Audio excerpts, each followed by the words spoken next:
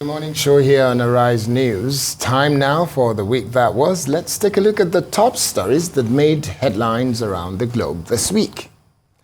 Israel continues pounding the Gaza Strip with air and artillery strikes. The death toll is rising. More than 1,400 Palestinians and at least 1,300 Israelis have been killed. Gaza's only local electricity producer has run out of fuel and has shut down. The humanitarian situation in the territory is worsening. The UN says 423,000 people have been displaced in the enclave, which is being completely blockaded by Israel. US Secretary of State Anthony Blinken has met the Prime Minister, stressing strong solidarity with the Jewish state. Arise News correspondent John Cookson reports from the Israeli city of Tel Aviv.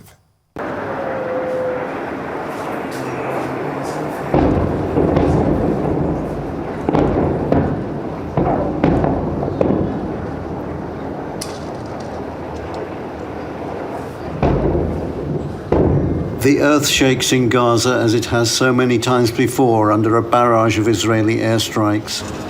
Somewhere down there, Palestinians shelter for their lives, and somewhere down there, 150 hostages pray for the nightmare to end. Sorry it's under these circumstances. Thank you. US Secretary of State Anthony Blinken arrived in Israel on a two-day visit to the region, where he met with Prime Minister Netanyahu and his new Israeli war cabinet. He'll also meet with Palestinian President Mahmoud Abbas and Jordan's King Abdullah. Blinken had this for the Israeli people. The message that I bring to Israel is this: you may be strong enough on your own to defend yourself, but as long as America exists, you will never ever have to. We will always be there by your side. Hundreds of thousands of Israeli military forces continue to build in number close to the border with Gaza. Tanks will be used in the first wave of the expected assault, but when it comes to defeating Hamas militants in densely populated Khan Yunis and Gaza City, the battle will be fought from the air and in street-to-street fighting when casualties are expected to be high. Hamas is ISIS, and just as ISIS was crushed, so too will Hamas be crushed. And Hamas should be treated exactly the way ISIS was treated. They should be spit out from the community of nations. No leader should meet them. No country should harbor them. And those that do should be sanctioned. The occupied Palestinian West Bank has been sealed off since the Hamas assault on Saturday. The people there chanting support for Palestinians in the occupied Gaza Strip ahead of the expected Israeli offensive. A message to Gaza, a message to the resistance, a message to our Palestinian people in the diaspora, a message to our nation, and a message to the free people of the world, that these people are one, united, and will continue until all our rights, God willing, are fully and undiminished after the occupation is defeated. And that day is not far away, and our people are able, God willing, to achieve that. Hamas fired volley after volley of rockets into central Israel overnight, most of them destroyed by the Iron Dome defense system. Debris is all that remains. I just woke up, I opened my door to smoke a cigarette, and I saw police and, a lot of mess. And I understood that one of the Iron Dome pieces just dropped on our rooftop. In Tel Aviv, they're rallying in shopping malls to fill boxes to send to Israeli soldiers and to fellow Israelis who've lost their homes to rocket attacks. The city is quiet. The city is sad, and people are staying home. Most of my friends that live in the area, they went back to their parents, or they flied to Cyprus. And the cafe I work at is not just now open till just for a few hours so people can get supplies of bread and stuff. The normally vibrant city of Tel Aviv is indeed muffled today, silent at times.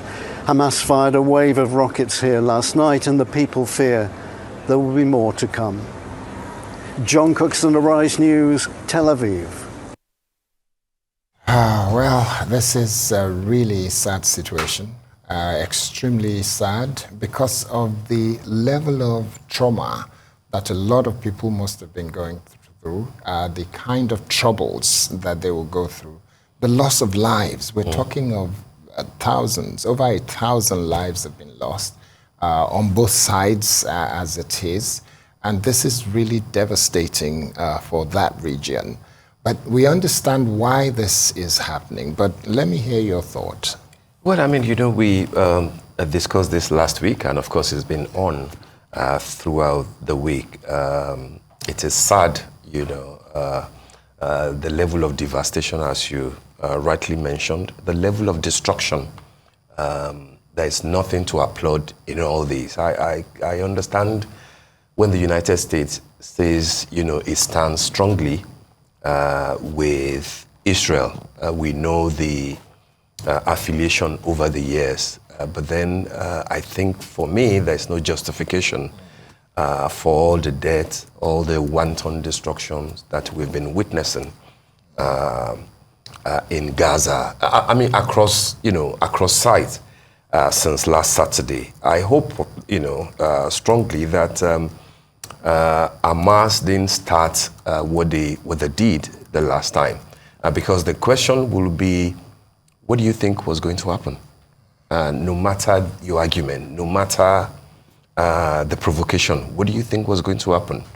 Israel was going to have an upper hand if it's about war, if it's about a combat, and therefore maybe a different strategy should have been adopted. But then we also know that Hamas is not the constituted authority of the Palestinians, and therefore we really can't hold them responsible for anything. But when you hear Prime Minister Benjamin Netanyahu say something like Hamas is like ISIS, and that just like ISIS, they will be destroyed, they will be defeated, and you know that we are in for a long battle. More people will die, sadly, and peace might just elude the region. Like this. This is not going to happen. But the sad and the really heartbreaking side of it is that we're going to lose innocent lives on both sides. Especially children. Especially children and women.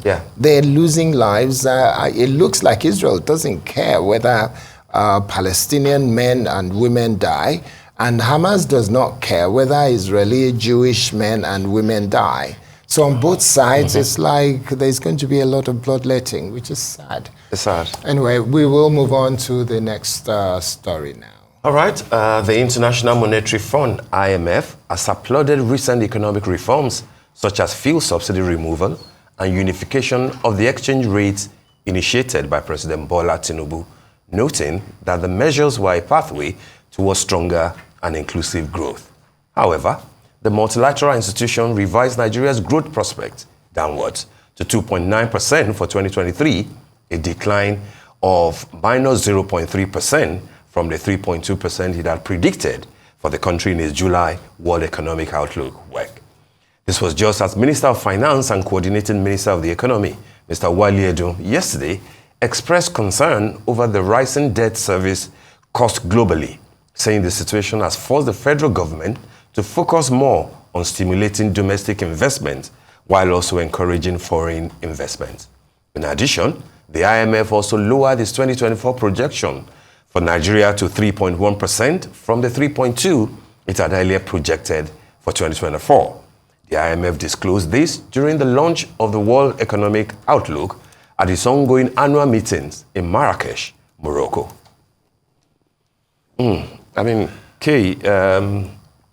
Good news on the one hand for the reforms being carried out by President Bola Ahmed Tinubu, and his administration. But on the other hand, the outlook from IMF, the same IMF that is saying that, we applaud what you're doing in the areas of fuel subsidy removal and, of course, the unification of the exchange rate. that those two are good. But then he says that the outlook for 2024, for 2023 and then 2024, is not looking good. It's not looking good, not as they are projected. I think part of the reason why this government will be very happy with what IMF has said is because of the other side. You remember that I think last week or thereabout, Financial Times of London did an analysis of all the policies, and they said that no matter, in spite of the good intentions of those policies, many Nigerians are not particularly happy or are not particularly enjoying it. And you also see what former President Obasanjo has said, to say that, policies without any human face and value to it, you really can't applaud it. But here we have the IMF saying that, yes, the pain might be temporary, but they're necessary for Nigeria to be on the pathway to progress. At what point will the progress therefore come if you are saying, yes, we applaud the policies, but things will still not look good, anytime soon? I think those are the things that the coordinating minister of the economy, especially Mr. Wale Edun, will have to battle with, and then have a way to communicate these things to Nigerians who are long suffering. Well, I take a deep breath because what IMF did, yes, what the IMF did just reminded me of when I was still in school, and I think that was when they talked about the Structural Adjustment Program. SAP. We heard about SAP and we knew what SAP meant at that time. Yeah. It impacted lives. A lot of people lost their not lost their lives, but lost their jobs. Livelihood. Livelihood. Yeah, that's the word I was looking for, the livelihood. And a lot of jobs were lost. People found it extremely difficult. And possibly things were really bad. Did things get better? I look back now and I can't remember anything getting better. Because it goes beyond the idea of policies, because policies that don't look after people will definitely eventually become something that will not work. And the policies of this government, as good as the IMF says it is for the nation, does it care about the people? The palliatives promised, we haven't seen. The things that were supposed to be in place to help people, we haven't seen. The government have talked about increase in salaries, but they said it's for those public servants who work for the federal government. The state governments are not going to, for a short period as well, because I don't know what magic is going to happen after 6 months, or even if they extend it to 1 year. What magic is going to happen, especially when you consider the price of petrol going up on a consistent basis, and we still don't have any refineries in the country. No magic wand. There's no magic wand here. So that projection, I will say, IMF, good, but extremely conservative. And it's one that a number of economists in Nigeria are disagreeing with, that this is not likely to help Nigeria move forward. Nigeria, the government will need to do something pretty quick and look for ways and means to help to improve the economy as it affects the pockets of Nigerians, not in terms of the macroeconomics and the big English that the economists talk about. So we'll move on to the next story. The presidential candidate of the Labour Party, Peter Obi, has asked President Bola Tinubu to address the allegations of certificate forgery and unveil the secrecy behind his true identity leveled against him.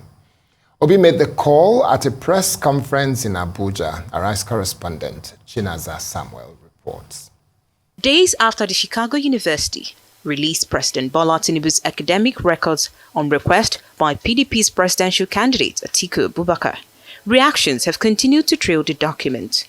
The release did not only unveil aspects of Tinubu's academic history, but also ignited questions about the credibility of the documents submitted to the Electoral Commission, including his true identity. The spotlight is yet again on Tinubu's academic credentials, this time by the Labour Party's presidential candidate, Peter Obi. Addressing the media in Abuja, Obi says the controversy surrounding President Tinubu's academic records is further damaging the image of the country globally, as Nigerians are, among other things, now perceived as certificate forgers. He wants President Bola Tinubu to come clean and personally address Nigerians to lay the matter to rest. Uninformed outsiders now see every Nigerian as a fraudster, certificate forger, or identity thief. Chief Bola Ahmed Tinubu should have saved the nation and himself this protracted embarrassment and undue anxiety. He should reintroduce himself to the nation he governs and to the world for avoidance of further doubt. He should let the world know his name, his nationality, his place of birth, his parentage, the primary and secondary school he attended with dates, as well as the actual universities he attended and certificates obtained. The people deserve to know with certainty the true identity of their leader, and this overrides whatever rights he may have to personal privacy. According to Obi, his appeal to President Bola Tinubu is not politically motivated, but born out of a true desire to preserve Nigeria's credibility, one which he says has been tainted. Obi says the tax on clarifying allegations of academic credentials forgery and identity theft must be undertaken by the president and not outsourced to spokesperson or media aides. This is not a political matter. I want people to understand. It is no longer politics. I've said it over and over again. It is about integrity, morality, values, and the rule of law that defines the character of a nation and its people. A leader cannot outsource a clear, unambiguous personal statement about his identity to political surrogates, official spokespeople, lawyers, or any other person, no matter how highly placed. As the political implications of the controversy continues to unravel in the coming days, all eyes are on President Bola Tinubu to formally speak on the matter as demanded by the opposition. Chinasa Samuel, Arise News.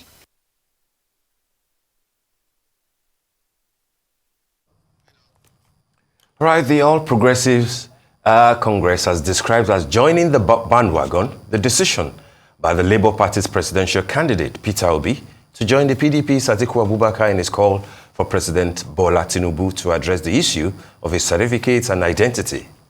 The APC National Publicity Secretary, Felix Morka, in a statement says Obi jumped on the tailboard of Atiku's bandwagon to satisfy his alleged insatiable thirst for cheap media attention long after his Labour Party had dissociated itself from the call to action by the former vice president. The APC urged both opposition presidential candidates to know that President Tinubu does not need a reintroduction as he has no identity problem, except the one allegedly contrived by the two opposition leaders. He condemned the attempt by Obi and Atiku to use the mainstream and social media to intimidate the judiciary, incite the public to violence, and disparage justices of the appeal and Supreme Court. Meanwhile, a report by BBC says there is no evidence that the diploma President Bola Ahmed Tinubu submitted to the Nigeria's Electoral Commission was forged. The report says the conclusion was reached after a team from the broadcaster looked at some of the most widely circulated claims. All right, Kade, I mean, a series of interesting developments there. Yes. You know, Peter Obi, Labour Party's candidate, you know, having that press conference where I call on President Bola Ahmed Tinubu, you know, to come clean. And of course, APC naturally hitting back, you know, at him to say that the president owes you no explanation. He has no identity crisis, you know, and he's been cleared by the school where he graduated from, you know, Chicago State University, you know, and of course on the heels of that, the BBC came up with a report, even though there has been a lot of back and forth, particularly given the previous employment record, you know, of one of the writers of the piece. But BBC basically saying that from what they can see and they can analyze, and giving their investigation further into the depositions, that they do not find anything that suggests, remotely or directly, that there was forgery in the diploma certificate that President Bola Tinubu presented to INEC. Interesting times. Extremely interesting times. You start with that certificate forgery story. I've read the deposition, and I have not seen anywhere in it that you can do anything other than to say exactly the words of CSU. CSU made it clear. This document is not from us. We did not issue this. And when lawyers begin to argue about it and other individuals begin to make this argument, I ask them, if I give you something, I will say I gave it to you. If I give something to my brother and I said, you can help me give it to anybody you want, if the person brings it back, I will say, yes, that is from me, though my brother or my cousin or my assistant gave it to that person. So the institution under oath said we did not authorize this. So that means it didn't come from us. So in essence, I don't know what word you want to use to describe something that an institution said it did not come from them. Choose the word you want. Use fraud, use forgery, use any word. It's up to you. The court, as they said, will decide, because Waziri Adamawa himself, Atiku Abubakar, has gone to court. So we're expecting that there will be an outcome. On the issue of Peter Obi, I think he did the right thing.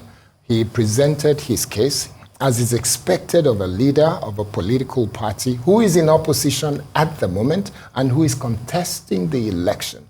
He has the right to go out and present his case, and I think he did it quite well. We're looking for good leaders in this country, and I'm hoping that President Bola Ahmed Tinubu will eventually emerge as a good leader for the country, if that is what the court has decided, if the Supreme Court decision is that. Absolutely. So we'll stick with that. It will be Supreme Court's decision, but like we did say, and we've been saying, over time, it's not an issue that will go away, anytime soon. And it's so sad because this is 24 years after the issue first became public knowledge, when Asiwaju became governor of Lagos State, and 44 good years after he left Chicago State University. It's really sad that we're still dealing with this thing. But as for Mr. Peter Obi, saying all that he has said, is, as you said, is within, his right. But then anybody who will ask the other person about his identity, about, coming clean, maybe he should also come clean as to the reasons why he chose not to tender his university certificate, and of course NYC certificate, to INEC when he contested.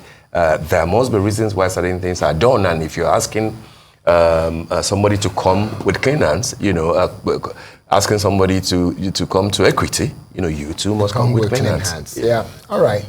Well, I'm sure the conversation will continue to go on and on and on. So we move on to next. Education is one of the most important aspects of global development, and making application processes easier for students seeking to study in various universities is something most parents will welcome with open arms.